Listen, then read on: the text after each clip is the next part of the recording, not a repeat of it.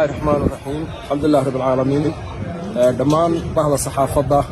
iyo ummadda Soomaaliyeed meel joogto gaar ahaan goboladan gobolka SSC dadka ku nool salaamu calaykum wa rahmatullaahi wa barakaatuh waxaan rabaa halkan aan maanta inaan kala socodsiiyo dhibaatooyinka ka dhacay Laascaanood iyo xaaladdu maanta meesha ay marayso maanta waa maalintii saddexaad oo dagaalku si toos ah uga soconayo magaalada Laascaanood subax walba sida caadada ah shanta iyo barka bay ciidamada argagixisada ahi weerar ku soo qaadaan magaalada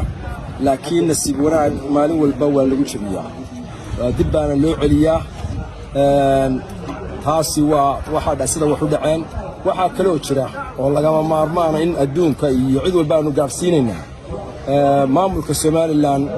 iyo ciidamadiisa halkan u jooga ee mar walba soo weeraraya magaalada waxa ay geysteen tacadiyo ka dhan ah xuquuqda insaanka waxay duqeynayaan cusbitaaladii masaajidadii maxaan ku raahdaayay meelihii bulshadu ay u lahaayeen isku imaatinka oo dhan bay duqeynayaan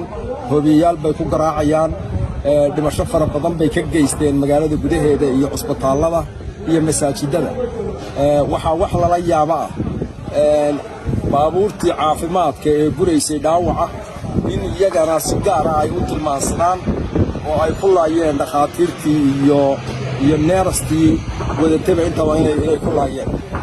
waxaanu leenahay adduunweynaha aanu gaadhsiinaynaa beesha caalamka UN-ka IGAD dowladda Soomaaliya waxaanu gaadhsiinaynaa in hawsha dowladda maamulka Somaliland lagala hadlo hawshaana wax laga qabto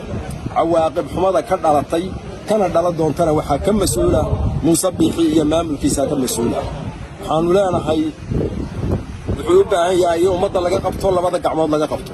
oo ummadda laga qabto waxa ku dhimanaya oo ku dhaawacmaya madaxweynaha arinta waxa u dayay madaxweynaha Soomaaliya waa ummadii ku dooratay waa ummadaad madaxweynaha u tahay waxa maalin walba dhimashadooda iyo dhaawacooda rag iyo dumar haween dhalinyaro aan loo kala reebayn hoobiyaashana lagu wado waxaan leenahay si gaar ah iyo si guudba wuxuu gobolkani u baahan yahay in adduunku il gaara ku eego si degdegana wax looga qabto salaamu calaykum